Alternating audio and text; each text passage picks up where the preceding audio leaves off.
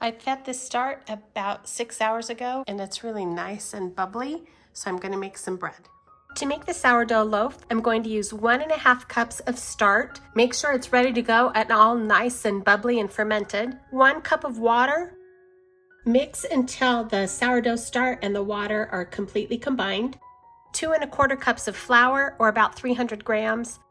1 tablespoon of salt, about 15 grams. Mix that up really well.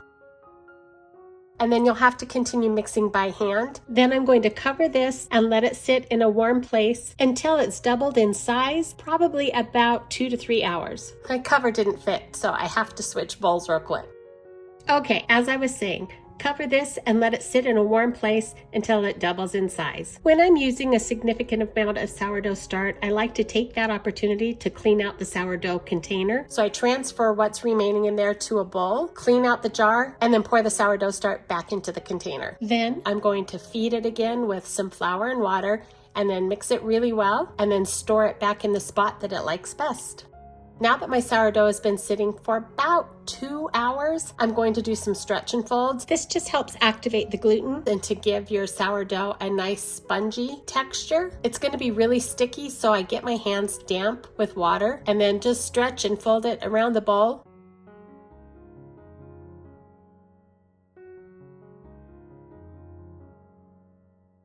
Then I'm going to let it rest. 3 hours later, I'm going to do another set of stretch and folds.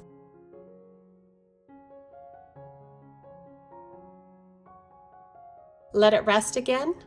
3 hours later, now it's time to go ahead and transfer that to my countertop.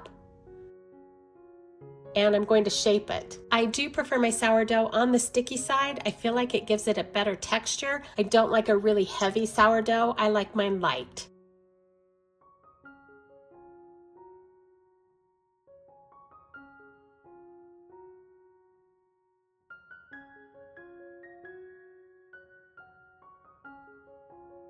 So once I get it all formed, I'm going to put it in this banneton basket. It's kind of a basket with a cloth liner that's heavily floured so that the dough doesn't stick to the liner. Then I'm going to let it rest in there. I'm going to preheat the oven to 450 with my Dutch oven inside the oven.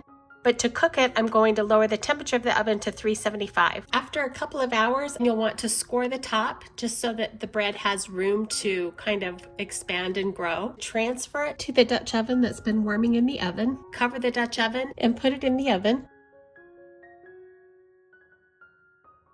About 30 minutes later, I'm going to take the lid off of the Dutch oven so that the sourdough loaf can continue to brown. And then I forgot to film this part, but about 20 minutes later, I brush it with an egg wash just because I like that really crispy crust and I like the top of the bread to be a golden color. I don't really care to have my loaf floury on top. I prefer a crispy, crunchy crust.